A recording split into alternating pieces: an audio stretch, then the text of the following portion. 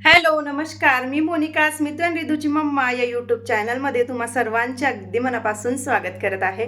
तर जसं की तुम्हाला माहिती आहे, आता बरेच दिवस झाले आपले व्लॉग काही चॅनलवर आलेले नाही आहे. तर क्वार्टरचं पेंटिंगचं आणि थोडं छोटं-मोठं जे काही रिनोव्हेशनचं काम होतं ते सुरू होतं.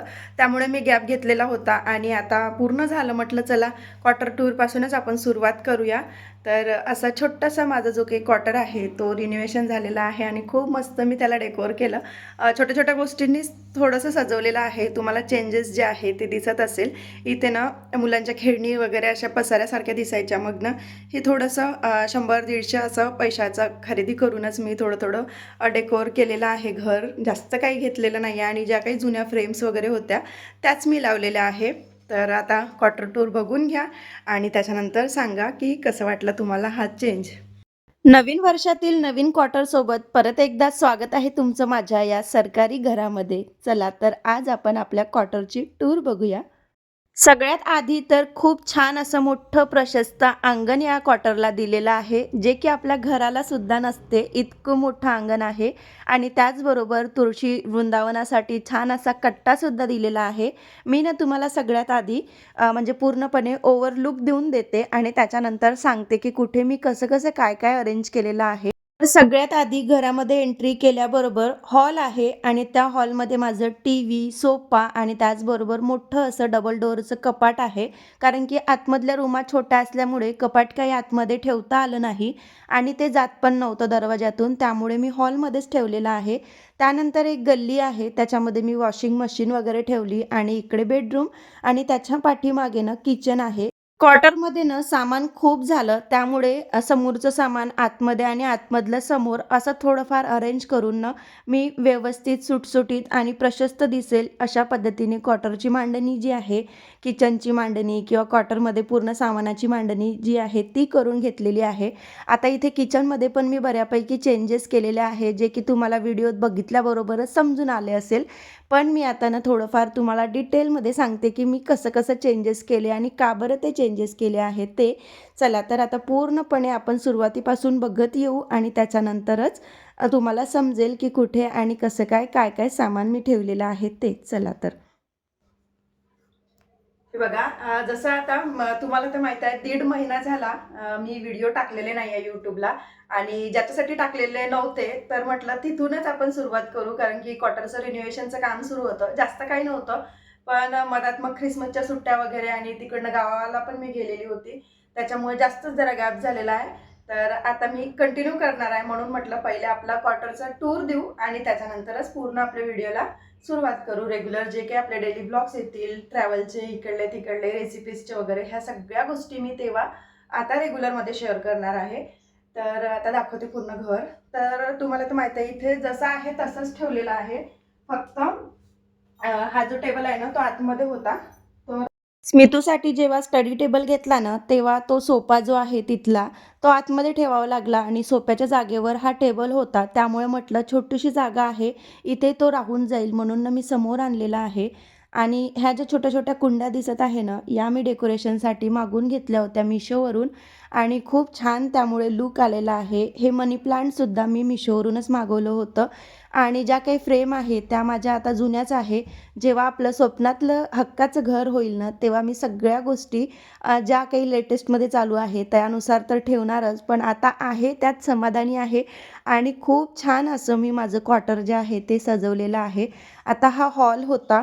त्यानंतर ना अशी छोटीशी इथे गॅलरीसारखं दिलेलं आहे आणि त्या गॅलरीमध्ये वॉशिंग मशीन ठेवली एका साईडला. कारण हा जो डोअर दिसत आहे ना, तो बाथरूमचा डोअर आहे आणि तिथे कपडे धुतलेलं पाणी मी सहज त्या पाईपद्वारे बाथरूममध्ये सोडू शकते. त्यामुळे तिथे मी वॉशिंग मशीनची जागा ना फिक्स केलेली आहे. आणि त्याच्यावरती थोडंसं सज्जा आहे टॉयलेट बाथरूमचा. तर तिथे खूप सारं असं जे आपल्याला लागत नाही ते साहित्य मी ठेवून दिलं. त्यानंतर इकडे आहे बेडरूम आणि या बेडरूममध्ये ना आरामात 2 बेड बसू शकतात, एवढं मोठं आहे. दिसायला ते छोटं दिसते, पण तेवढं 2 बेडचा डबल बेडचा जो बेड आहे ना, तो बसू शकते. आणि एक मी धान्याचं हे पण ठेवलेलं आहे ड्राम.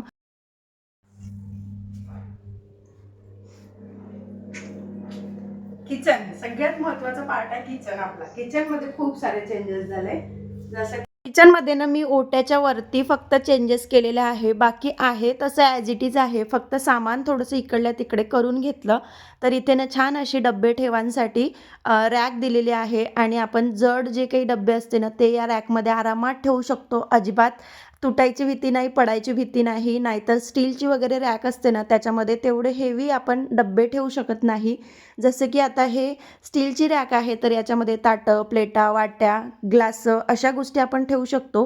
पण हेवी वगैरे जे काही साहित्य असेल ना ते अजिबात ठेवता येत नाही. त्यासाठी ती रॅक ना एकदम मस्त सफिशियंट आहे. त्याचबरोबर किचनमध्ये मी जसं म्हटलं चेंजेस केले तर इथे चेंजेस केलेले आहे.